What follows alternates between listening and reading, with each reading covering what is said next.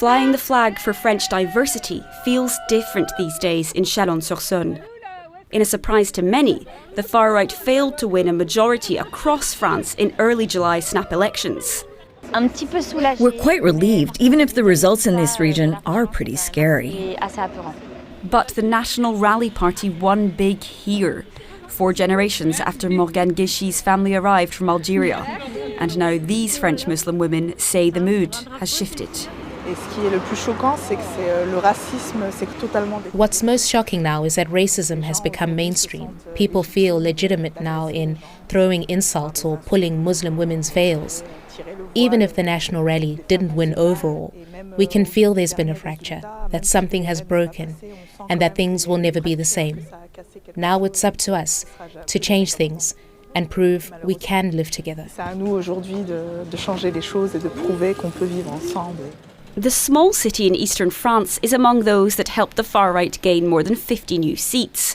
With the party keen on gaining more ground in future, Morgane is trying to get a head start, banding together with other Muslim women who feel they'll be the first to lose out if the far right gets to make good on its policy promises, like barring dual citizens from key jobs and banning women from wearing all religious headscarves in public. When we hear them, it can feel like we're the problem, like we're not true French citizens, when in fact, France is also us. France has one of Europe's largest Muslim populations, and Morgane says she started feeling less welcome here years ago. In 2015, the local right-wing mayor reversed a decades-old tradition of offering pork-free meals in schools to cater to religious diets, arguing it broke with France's secular constitution.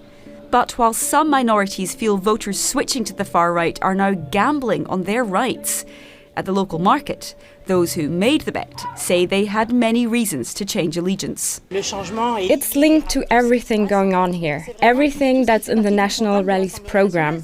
Rising prices, lower purchasing power.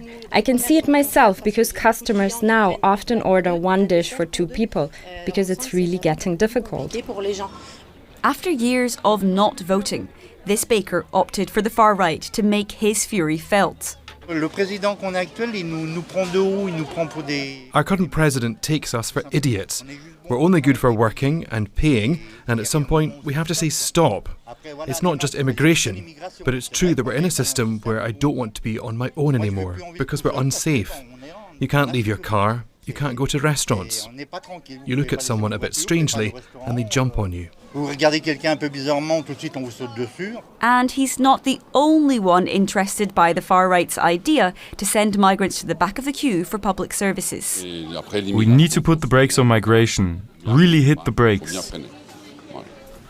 Experts say the debate here goes further back to France's history as a former coloniser seeking labourers to power an economic boom in the second half of the 20th century.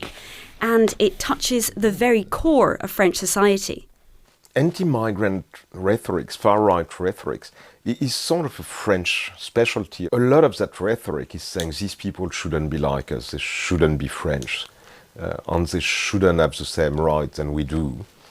When you're looking at families who sometimes have been there for 3 generations anyway, there's definitely a fight over defining what is Frenchness. That's a fight Morgane still feels caught up in.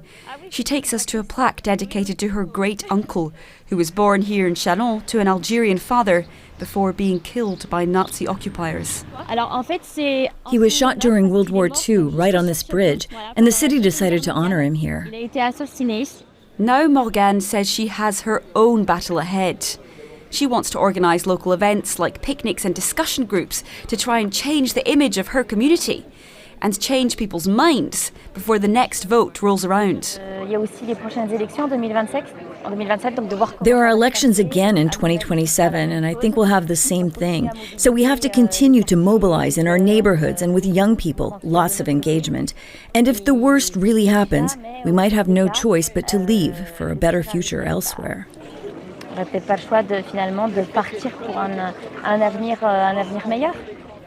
For now, she's staying put in her town, hoping down the line it will once again feel more like home.